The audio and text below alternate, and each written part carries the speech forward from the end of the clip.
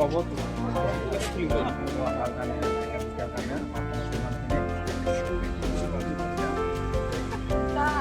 উত্তৰ গুৱাহাটী মণ্ডলৰ তৰফৰ পৰা আপোনালোকে এইটো মিঠাইটো দিলে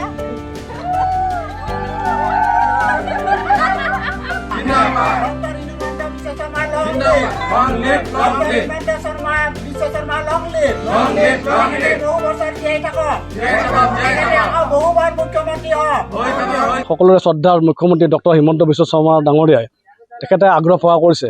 তেখেতে যি আমাৰ জালুকবাৰী সমষ্টিত প্ৰতিনিধিত্ব কৰি 6 বাৰৰ বাবে ইয়াৰ পৰা বিজয়ী হৈছে, লগতে দ্বিতীয়বাৰৰ বাবে তেখেতে মুখ্যমন্ত্ৰী হিচাপে নিৰ্বাচিত হৈছে। তেখেতে এই সুযোগতে সমূহ জালুকবাৰী সমষ্টিবাসী ৰাইজলৈ একোটিকৈ মিঠাই টোপোলা বিতৰণ কৰাৰ বাবে আগ্ৰহ প্ৰকাশ কৰিছে। তেখেতে নিজে দিব বিচাৰে, কিন্তু তথাপিও তেখেতে সময়ৰ অভাৱৰ কাৰণে আমাৰ যিসকল কাৰ্যকৰ্তা আছে, সমূহ কাৰ্যকৰ্তা আজি সমস্ত জালুকবাৰী সমষ্টিৰ অন্তৰ্গত সমূহ বুথতে এই কাৰ্যসূচী চলি আছে। সেই অংশস্বৰূপে আমাৰ উত্তৰ গুৱাহাটী মণ্ডলৰ অন্তৰ্গত 80 নং বুথৰ আমাৰ যি সভাপতি ৰঞ্জন দাসৰ নেতৃত্বত আজি আমি যি মিঠাই বিতৰণ কাৰ্যসূচী লোৱাৰ বাবে আগবাঢ়ি ওলাই আহিছোঁ। আজি আমি প্ৰতিটো ঘৰতে প্ৰতিটো পৰিয়াললৈ একোটিকৈ মুখ্যমন্ত্ৰীয়ে আগবঢ়া মিঠাই টোপোলা আগবঢ়াই যাম। আজি তেখেতৰ যিটো আশা কৰিছে, তেখেতে এই মিঠাই টোপোলাৰে সকলোকে এটা ধন্যবাদ দিব বিচাৰিছে। আমি তেখেতৰ হৈ কেনে এই মিঠাই কাৰ্যসূচী আজি বিতৰণ কৰিলোঁ। আৰু লগতে আমি গৌৰৱান্বিত, তেখেতৰ নিচিনা এজন নেতাক আমি পাইছোঁ, ইমান ওচৰৰ পৰা পাইছোঁ। তেখেত আমাৰ জালুকবাৰীৰ প্ৰতিনিধিত্ব কৰি কিনে আমি তেখেতক আমি যে পাইছোঁ, তেখেতলৈও আমি বহুত ধন্যবাদ, ভগৱানৰ প্ৰতিও আমাৰ ধন্যবাদ। তেখেতৰ নিচিনা মানুহ এজন আমি জালুকবাৰী পাইছোঁ, তাৰ বাবে আজি জালুকবাৰী কিমান উন্নত গতিত আগবাঢ়ি গৈ আছে। আমি ভগৱানৰ পৰা বহুত আশা কৰিম, তেখেতৰ সেৱা জনাম যাতে মুখ্যমন্ত্ৰী মহোদয় আৰু দীৰ্ঘকাললৈ সুস্থ নিৰোগী হৈ থাকে, যাতে তেখেতৰ যি প্ৰভাৱ, যিটো তেখেতৰ নেতৃত্ব যাতে দেখে, যাতে তেখেতৰ কৰ্মৰাজি লক্ষ্য কৰিব পাৰে বা কৰ্মৰাজি ফল পায়, আৰু তেখেতৰ যি আশা তেখেতৰ আশা যাতে পূৰণ হওক। এয়ে মোৰ বক্তব্য। সকলোৰে শ্ৰদ্ধাৰ মুখ্যমন্ত্ৰী ডক্টৰ হিমন্ত বিশ্ব শৰ্মা ডাঙৰীয়াই তেখেতে আগ্ৰহ প্ৰকাশ কৰিছে।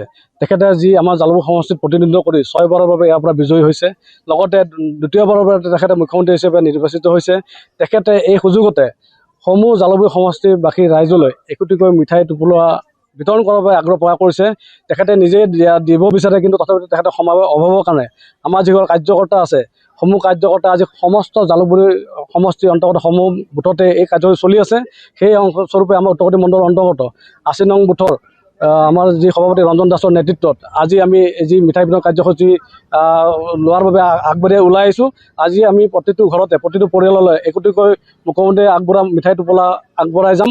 আজি তেখেতৰ যিটো আশা কৰিছে, তেখেতে এই মিঠাই টোপোলাৰে সকলোকে এটা ধন্যবাদ দিব বিচাৰিছে। আমি তেখেতৰ হৈ কেনে এই মিঠাই কাৰ্যসূচী আজি বিতৰণ কৰিলোঁ। আৰু লগতে আমি গৌৰৱান্বিত, তেখেতৰ নিচিনা এজন নেতাক আমি পাইছোঁ, ইমান ওচৰৰ পৰা পাইছোঁ।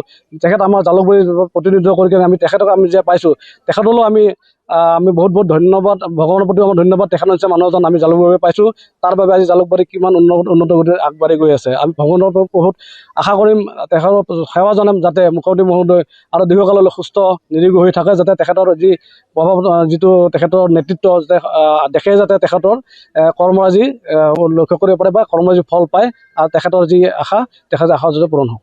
এয়ে মোৰ বক্তব্য।